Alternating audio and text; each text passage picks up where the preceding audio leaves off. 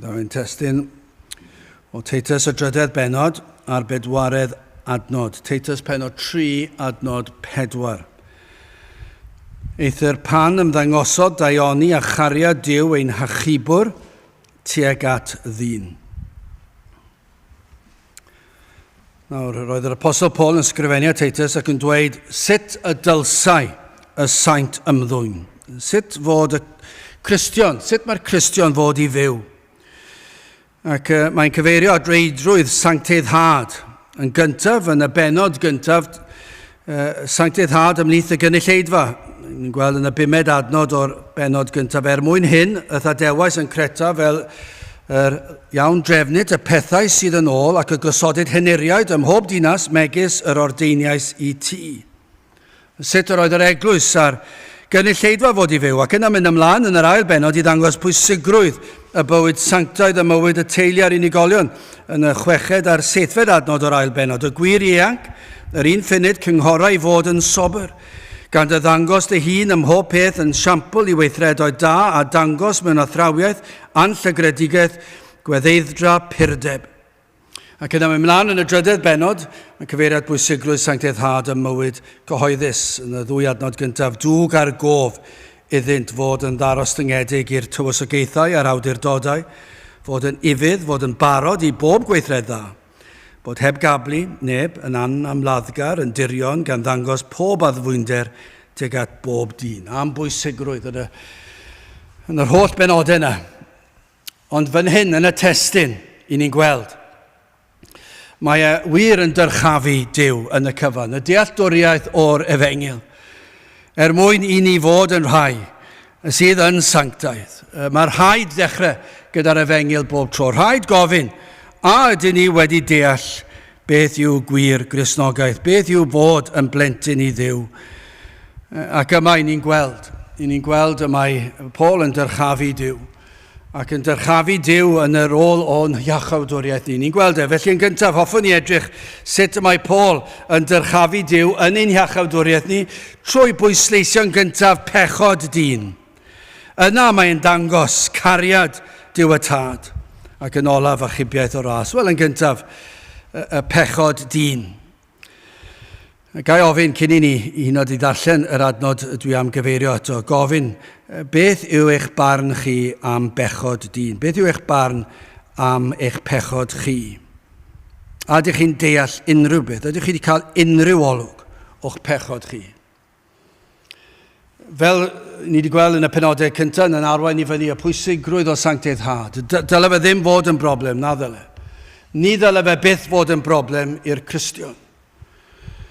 I fyw bywyd o ymsancteiddhad. Mae'r frwydr, mae Satan yn ei rhwystro ni, mae'r byd yn ein temtio ni trwy'r amser, ond os i ni yn agos at Grist, ac os ydyn ni wedi deall be mae Duw y Tad wedi wneud ar ein rhan ni, ac os i ni'n gweld rhyfeddod y peth pan i ni'n meddwl beth i ni, os i ni wedi gweld ein pechod, dyle'r peth yna ddim fod yn broblem.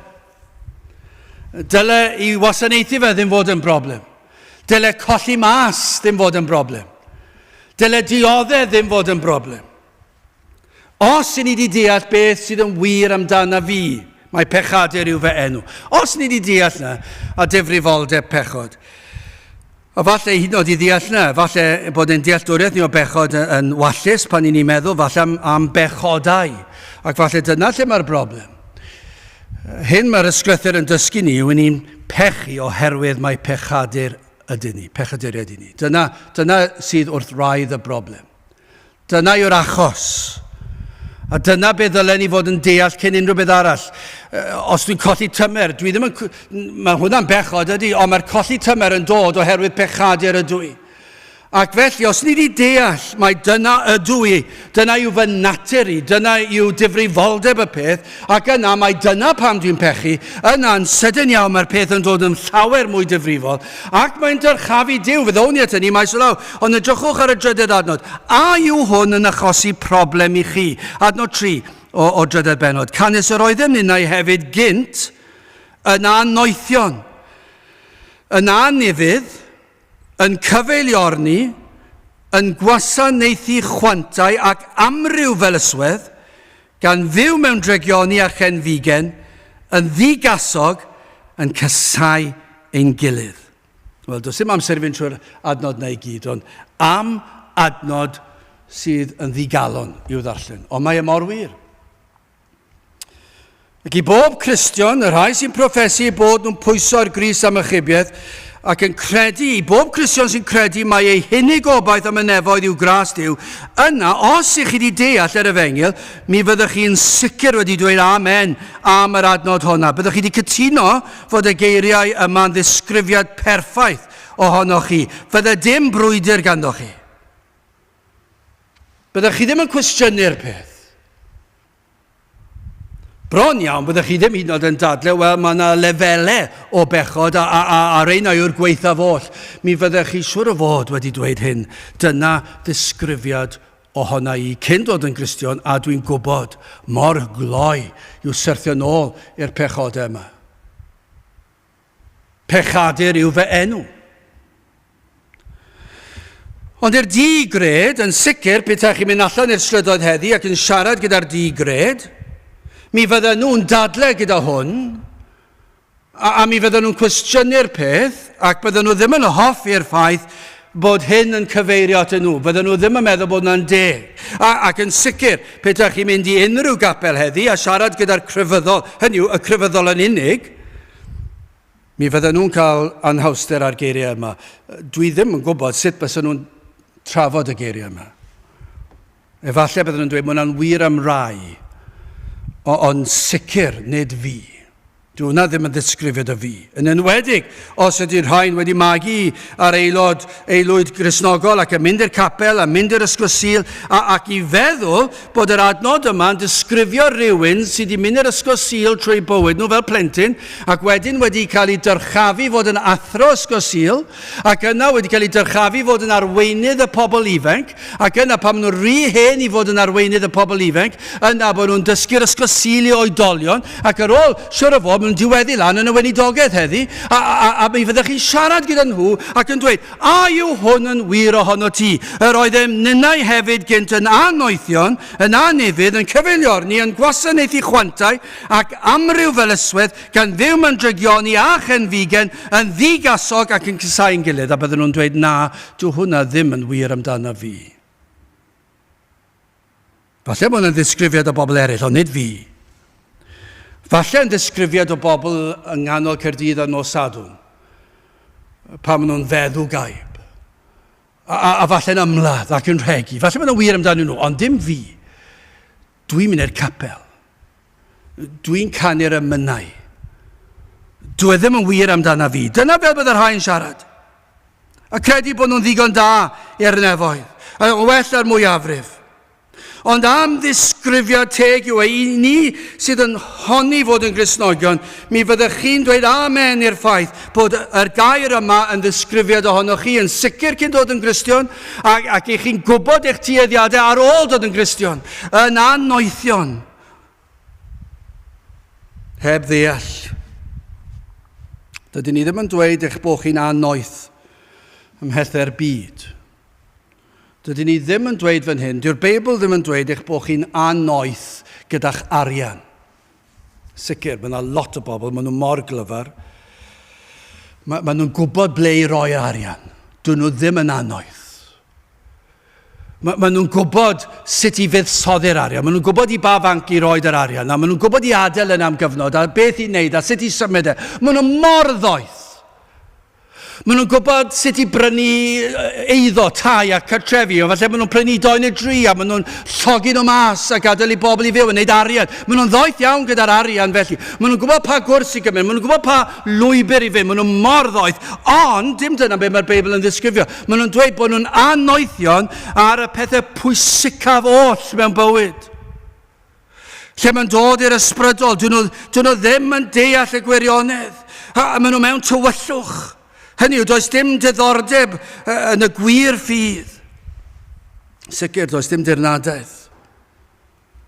Ac i ddweud y gwir, maen nhw mor anoeth, maen nhw'n cysau'r Efengyl. Dyna sut fyddwch chi gallu dod ar draws y pobl fwyaf clyfar, a fwyaf doeth yn y pethau'r byd, ond i chi'n edrych arnyn nhw, a chi'n siarad nhw am gyfnod byr iawn. Ac os yw yn dod at pethau ysbrydol, chi'n gweld mor anoeth. gwrthod gwahoddiad i ddod i'r cwrdd. Gwrthod darllen gair Duw. Gwrthod cadw'r sul. Maen nhw mor yn y tywyllwch, dyn nhw ddim yn deall dim. Dyn nhw ddim yn deall dim am dragwyddoldeb. Os o salwch, dyn nhw ddim yn meddwl i droi at Dduw. Os nhw'n mynd i'r ysbytiad a pwyntiad, a falle bod yn ddifrifol, dyn nhw ddim yn meddwl am eu heneidiau nhw. Maen nhw'n flin, maen nhw'n grac, maen nhw'n sal, ond dyn nhw ddim yn meddwl am beth am i fi weld a dwi fy enaid i'n barod i dragwyddoldeb. Maen nhw mor ffôl, maen nhw mor anoeth, maen nhw yn y tywyllwch, dyna ddisgrifiad, ond dyna roedden ni fel. Dyna beth mae pob Cristion yn dweud, dyna ble roeddwn ni. I'r rhain, mae'r efengil yn ymddangos yn galed, ond yw e, yn hyll. Gan nad oes na le i'w balchder nhw, dim clod am eu hymdrechion da nhw. Falle bod nhw'n teimlo, maen nhw'n gwrando ar y pregethu ac maen nhw'n meddwl, wel, na gyd i chi wneud yw dweud nad yw fy ngweithredoedd i'n ddigon da, dwi ddim yn hoffi hwn. Maen nhw'n mor anoeth, dyn nhw'n mynd i weld e. Maen nhw yn y tywyllwch, maen nhw'n ddall. Maen nhw'n gweld pobl sy'n dilyn yr efengil fel rhai eithafol. Maen nhw mor ddoeth ym heddau'r byd, ond ych chi'n gweld, maen nhw'n meddwl bod Cristnogion yn eithafol. Clywes i eto, dwi wedi deud yn sawl gwaith, un o'r beirniadaethau dwi wedi clywed amdano ni fan hyn yw, bod ni mor eithafol, bod ni mor heiarnaidd, ac ych chi'n gweld am beth maen nhw'n sôn. Maen nhw mor ddall, maen nhw mor anoeth, i fedru dweud bod yr efengil yn galed ac yn heiarnaidd. Wrth gwrs, bydden nhw'n dweud, wel, ni'n mynd dweud na. Symud yn ymlaen, drochwch beth mae'r adno'n dweud. Yn anifydd, chi gallu clywed llawer yn gweiddi allan, nad ydynt yn bobl anifydd. A falle dydyn nhw ddim. Falle yn y gweithle, mod nhw'n ifydd iawn. Ac eto ni allir defnyddio gair gwell i ddisgrifio'r pechadur. Mae yna rai sydd yn ifydd iawn i bob math o bethau, i gyfraith gwlad, efallai bod nhw'n cadw rheolau cyfraith gwlad, maen nhw'n ofalus iawn i recordio'r treth. Llawer yn twyllo, mi'n gwybod na, falle bod yna rai yn ifydd iawn i'r wlad, ac yn llenwi'r ffurflenni diri yma, a mae'r arian maen nhw'n ennill, a maen nhw'n onest iawn, maen nhw'n ifydd iawn i'r wlad, a ifydd iawn i'r rheolau gyrru'r car, maen nhw'n cadw at cyflymder y car, a maen nhw'n cadw at 20 a 30 lle maen nhw'n fod, a maen nhw'n ifydd iawn, a maen nhw'n mor anifydd i Dduw, a mae peth pwysicaf oll, mae llawer yn gwbl anifydd i gyfraith gwlad, ond mae rhai anifydd, ond am y peth pwysicaf, maen nhw'n cysau y wyllus Duw. Ac i ni sy'n Gristnogio, mi fydden ni'n dweud oedd hwnna'n wir amdano ni. Doeddwn ni ddim yn ifydd i gyfraith Duw, doeddwn ni ddim yn ifydd i wyllus Duw, doeddwn ni ddim eisiau cadw i ddiddau. Doeddwn ni ddim eisiau cadw at ei safonau fe. Os oedd ei wyllus Duw yn dweud wrthyn ni fynd un ffordd a bod e ddim yn siwtio, ni eisiau mynd ffordd arall. Os y gair Duw yn dweud un peth na ddylen ni'n neud i ni eisiau mynd ffordd arall, ond ydy hwnna'n wir? Ac yn sicr pan mae'n dod i'r efengil a plygu lawr ger bron Cris wrth y groes, mae yna gwrthod i fyddhau i wyllus Duw fyna. Sawl un sydd yn fodlon dod i wrando ar yr efengil, maen nhw'n dweud na, mae'n rhy heiarnaidd, mae'n rhy llym, mae'r disgwyliad yn ormod. Na pam, ni'n gwybod hyn, na pam, does dim cynulleidfa dyn ni. Oni bai fydd yr ysbryd glân dod lawr, does dim gobeith i cael cynulleidfa. Ni'n gwybod na fel ffaith. Yn yr oes hon, gewn ni ddim cynulleidfa. Daw pobl ddim yr oedfa. Pam? Achos maen nhw'n anifydd. Fewn nhw, os newn ni dod â band yma, gitars a drums, wrth gwrs gewn ni pobl. Ond os ni eisiau bod yn ifydd i addoliad Duw mewn parchedig ofn, os ni eisiau cyhoeddi ffordd a chawdwriaeth fel ac y mae yn yr ysgrythyr, yna fydd hyd yn oed y Cristnogion efengyledd sydd yn proffesu ddim eisiau dod i oedfa fel hon, fydden nhw ddim eisiau cefnogi. Mae'n amhosib. Dydyn ni ddim yn disgwyl e. Ni ddim yn disgwyl e. Mae'r peth mor wrth i ni'n deall achos dyna ble roedden ni. Dyw'r pechadur naturiol ddim am fod yn ifydd i addoliad sanctaidd, ysbrydol. Dyn nhw ddim eisiau dod i dreulio'r dydd yn hir arglwydd. Dyn nhw ddim eisiau cadw'r sabat. Dyn nhw ddim eisiau byw wedi ymwahanu o'r byd. Dyw y pechadur ddim eisiau gwneud hynny. Ac ni'n deall pam achos fel na roedden ni. Mae'n gwneud synwyr. Os nad yw'r ysbryd glân ar waith, yna does dim gobaith. Does dim cynulleidfa, ond beth i ni yn gwybod yw os diw ar waith, fe wneud y berswadio'r pechadur caletaf i ildio.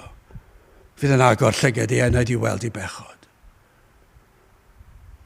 Anifydd yw pob un. I air Duw hynny yw.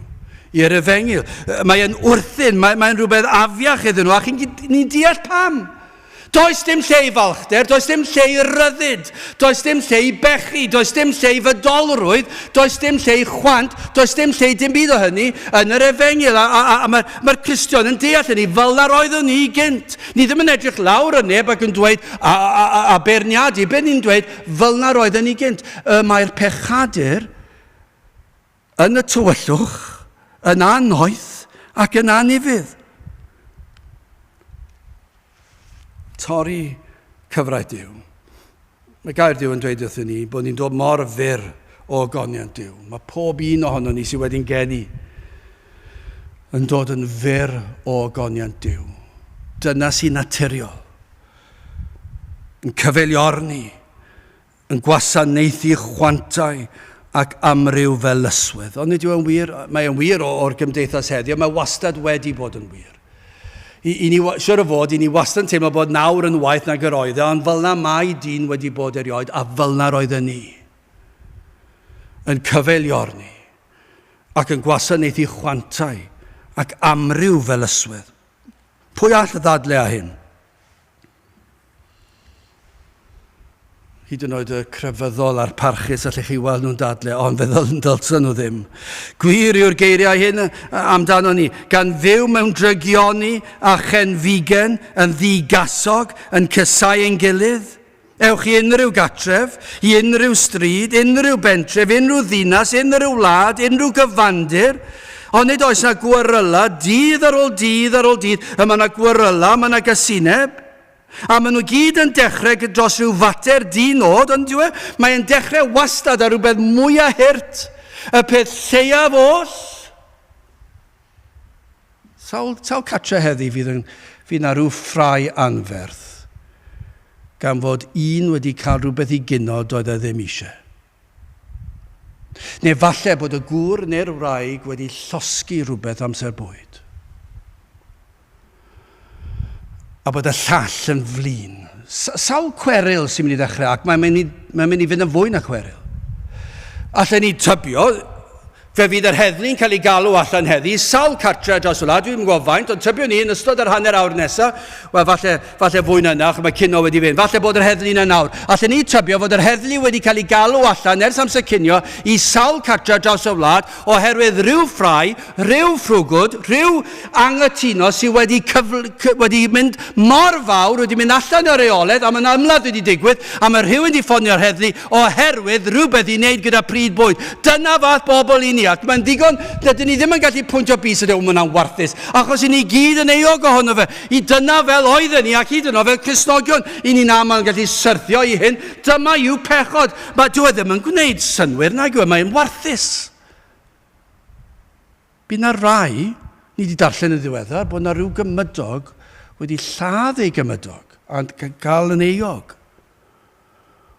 oherwydd rhyw anghytuno am rhywbeth yn yr ardd. Rhywbeth bach, gallech chi fod yn delio fo, ond oedd wedi cynnwyd naill na'r llall yn fodio'n ildio. Dyna yw pechod, mae'n afiach yn dweud. Ond dyna fel oedden ni, ac i ni dal yn bechaduriad. Ac o'n i bai am ras Duw yno ni, byddwn ni'n gallu gweld hyn dro o tro. Ond i ni'n gweld, mae dyma sydd yn wir, mae Paul yn gwybod hyn. Roedd Paul yn gwybod fod hwn yn wir amdano fe hun, y Phariseaid, yr oedd e'n un o'r pobl fwyaf crefyddol, fwyaf moesol, allwch chi ddychmygu, ond yr oedd e'n disgrifio ei hun fel un fel hyn. Oedd flaen o Dduw rwy'n dyfod, gan sefyll o hir bell, pechadur yw fy enw, ni feddaf enw gwell. Ond dyna yw profiad pob un sydd yn dod yn Gristion.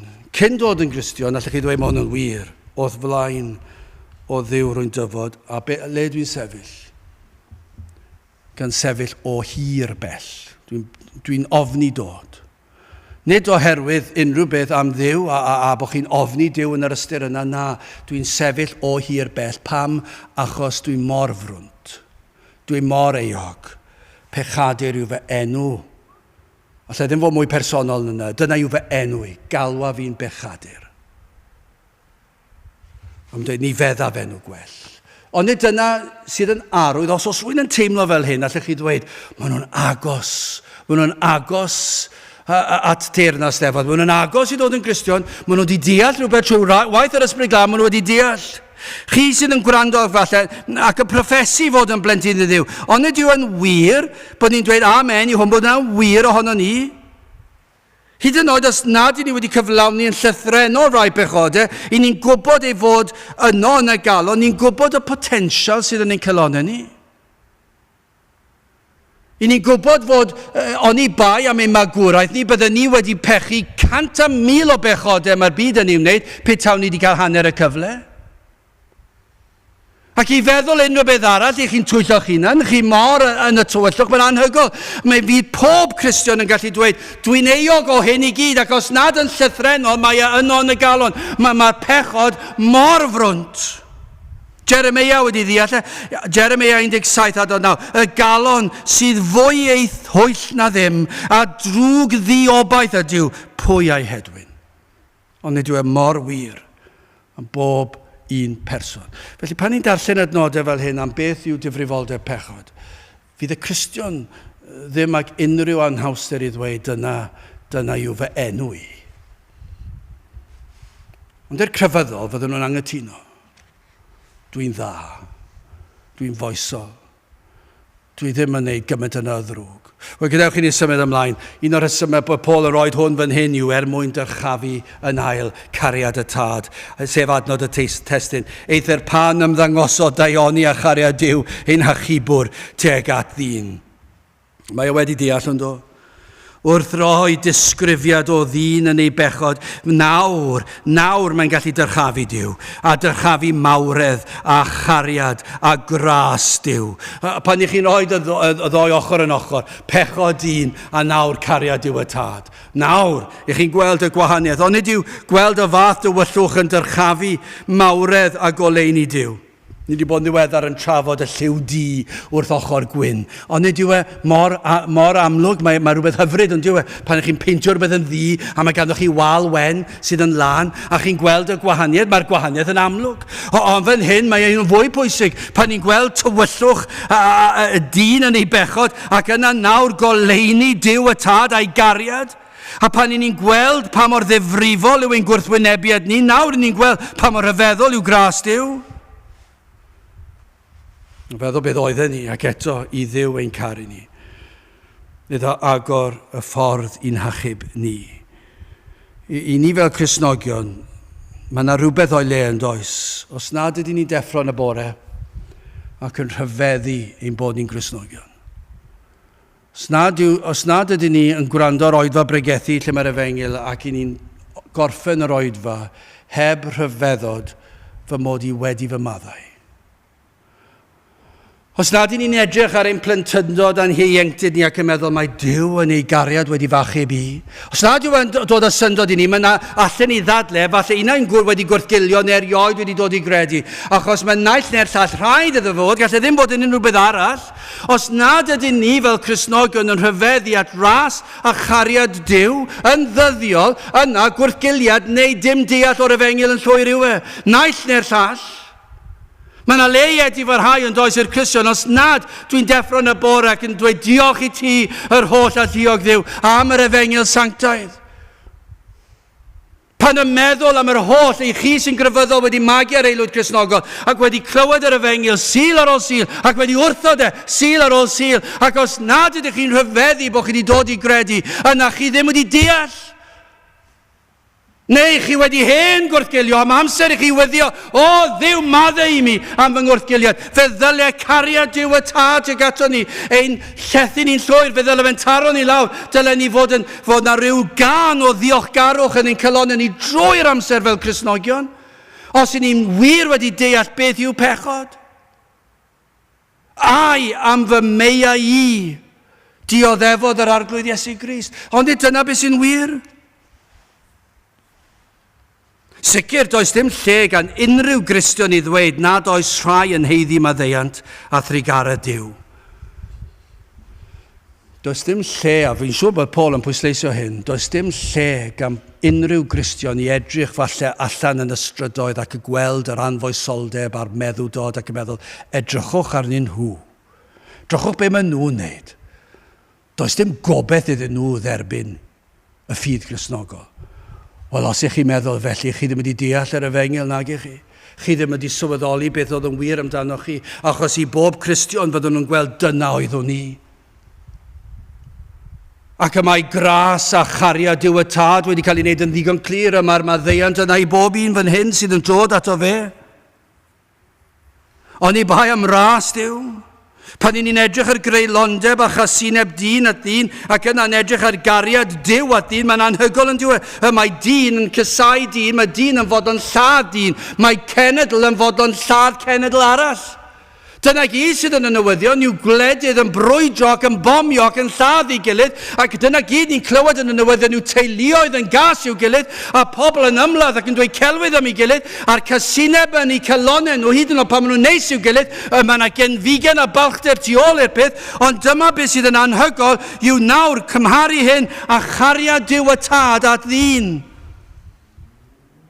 Fe ddylsen ni blygu ac addoli a dyrchafu Duw a'i gariad ag atom ni. Gwrandewch ar hwn, Rhufeiniaid 3 adnod 12, gwirasant oll eithant i gyd yn anfuddiol, nid oes un yn gwneithio'r daioni, nac oes un, dyna beth mae'r Beibl yn dweud wrthyn ni. Ond mae Duw wedi'n caru ni.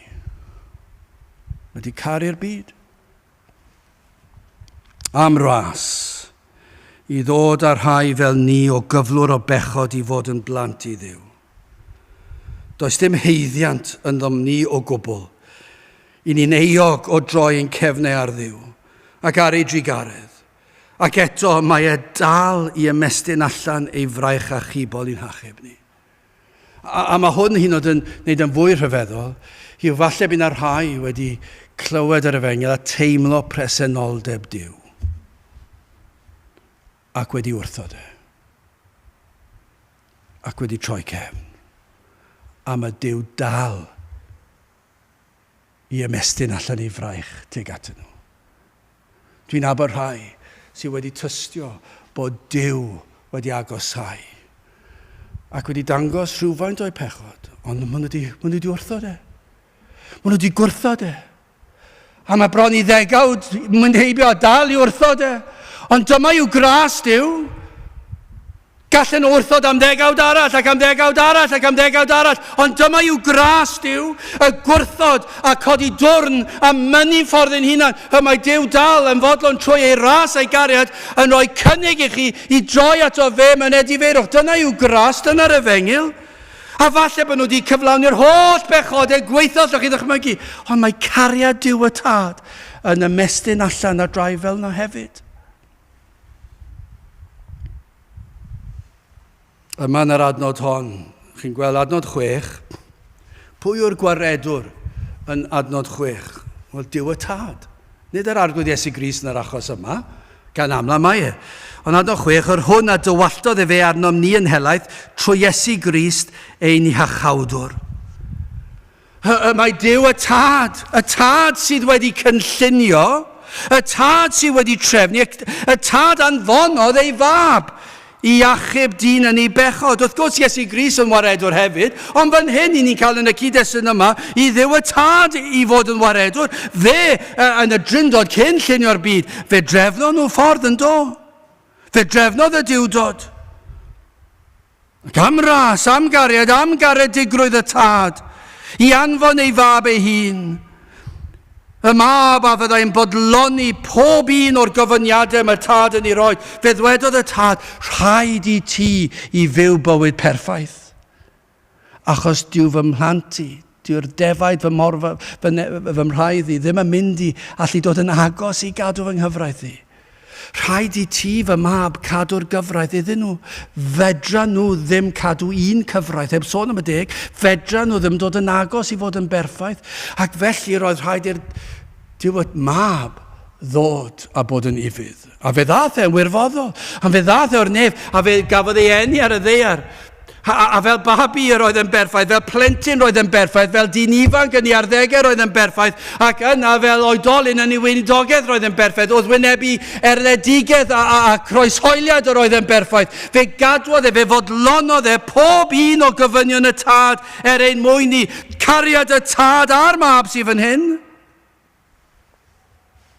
Trefnodd y tad, dyma i chi gariad. Trefnodd Duw y tad y byddai Iesu Grist ei fab yn cael ei groeshoelio ar y groes. Fel rhan o'i gynllun, i dalu'r pris am ein pechodau ni. Fe drefnodd Duw y tad y byddai'r mab, byddai'n rhoi ein pechodau ni ar ei fab, fel petai wedi pechu.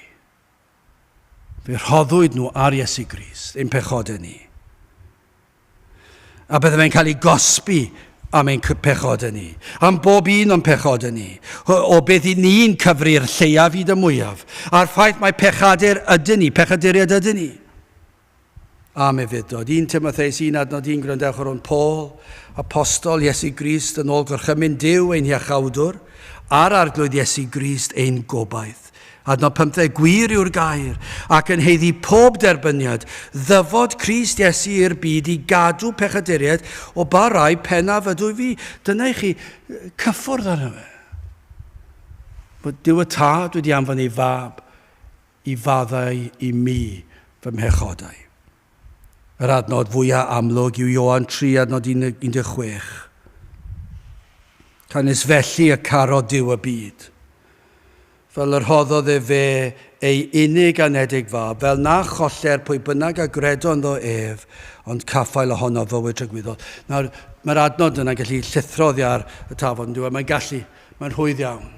Ond petawn ni wedi deall rhywbeth am beth yw fy mhechod i. Canis felly carodd Duw fi, fe'n carodd i. Ar ôl fy magwraeth i. Ar ôl yr holl gyfleon ges i, roeddwn i dal yn genfigennus o'r byd. Ar ôl yr holl freintiau, dal i wrthod credu. Ac am ras ei fod wedi ymestyn allan unwaith eto i achub yr enaid. Am ras y mae Duw yn ei gynnig. Fel y caro Duw y byd, yr hoddodd Iesu Grist ei unig anedig fab. A dyma i chi addewid fel na choller pwy bynnag a gredo ynddo ef, ond caffael honno fywyd trygwyddol.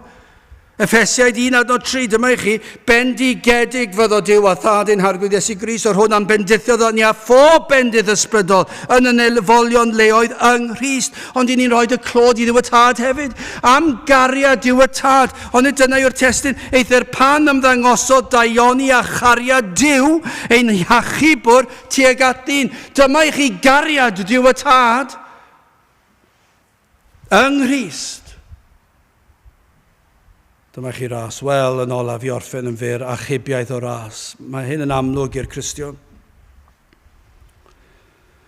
Yr un sydd wedi gweld ei wir gyflwr trwy ras.